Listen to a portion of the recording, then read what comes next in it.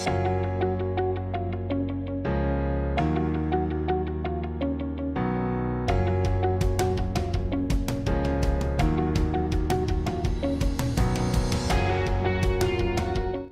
everyone. This has been a very, very heartening morning, and I'd like to greet you good noon. The, I was very, very filled with everything that was presented today, and I think the theme for this conference is very apt. It's about cultivating ecological mindsets and lifestyles, very important. I was also enjoying all the presentations. You know, I grew up on an island town, a very remote island town, one of the 7,100 islands in the country. And I could resonate with Anna about the love for the sea. In childhood, I used to swim with seahorses and jellyfish and all the rest of it. So thank you. And very heartened also by the presentation of all the others about how we can deal with waste management, how to deal with plastics. There's so much to take in based on the presentations. And I think we can go home with so many of these in mind. But these presentations today and the conference itself reminds me actually of what I listened to yesterday. I'm a member of the World Community for Christian Meditators. And every Monday we do meditation, and there's a talk that follows the meditation. And yesterday's talk was very, I think, apt, just to maybe do a little bit of that for today. It was talking about meditation and healing. And one of the ideas is that before we can even go healing, and for us now it's healing our own common earth, common home, we need attention. Attention is very important. And I think education, what we're doing, the kinds of presentations that we had this morning, we're about calling attention, calling into focus what needs to be focused in our environment, calling attention to whatever is negative or whatever is positive as well in our environment. And because attention can raise awareness. So before we can even be aware, we need to call attention. And then we become aware. And after that awareness is set, the relationship between the person who's giving attention and the object of attention becomes developed. And when the relationship is developed, meaning is there. We're talking about how can people move from education to edu-action.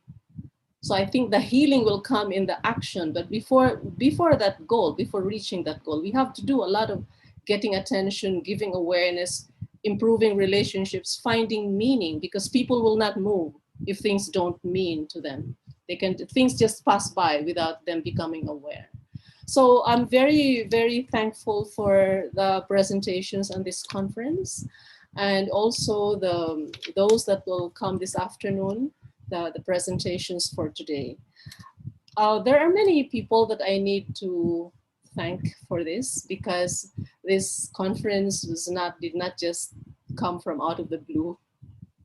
As Nikki was saying, this has been postponed, but you know, hope is there all the time, and the action is there all the time. So I'd like to thank Dr. Asunta Kuyageng and her team, the AUN-EEC team. They have been really wonderful, working behind the scenes all the time, giving a lot of hope to what we're trying to do here. So thank you very much, the AUN-EEC team.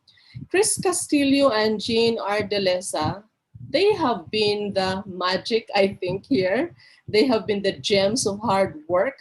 This conference would never have been made possible without their silent but very active work in this process. There is a huge set of technical staff. If you see the participants here, there are lots of those that you probably think, who are these people? Are these Zoom bombers? No, they're trying to prevent that, and they're also trying to help us with the technical assistance.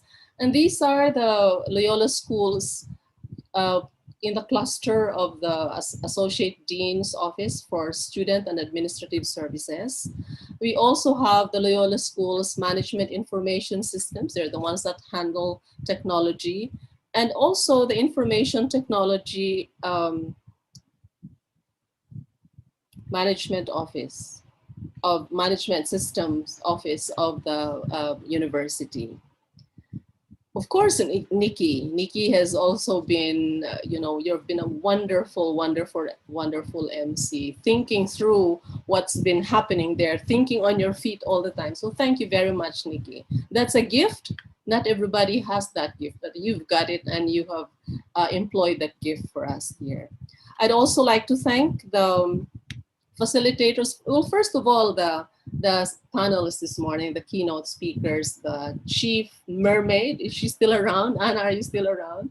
And on all the other members of the panel this morning. I understand that this afternoon you will also be listening to not just scientists, but also creative writers, designers, theater people. And I think we have a rich resource of that in the university. So we're trying to help them also see where these things will go. And Paring Bert talking about culture. This is all part of it, Our science has got a culture as well. And the play of words. Anna was saying she was an English major. So there you go. English major swimming with the whales or swimming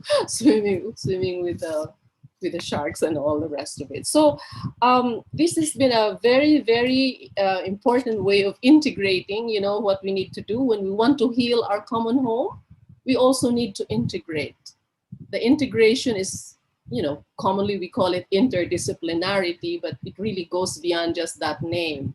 It's really communion with people, among ourselves, culture. We're all Southeast Asia, or we're all Asia, and we are here together facing the same reality, but maybe in different permutations. So thank you all so much for this, and all for the presenters as well this afternoon. I'd like to thank our dear friend, Dr. Choltis Deratiti, and who has been very, very supportive here. I think I call him the adopted son of Ateneo de Manila, and I don't think he will refuse that. Thank you so much, Choltis, for being part of this all the time with us. And thank you to other presenters later on who are from other universities. This is, as I said, work from among ourselves and collaboration. We are creating a culture which is good for our common home. So thank you very much. Enjoy your lunch and have a good afternoon as well. Thank you.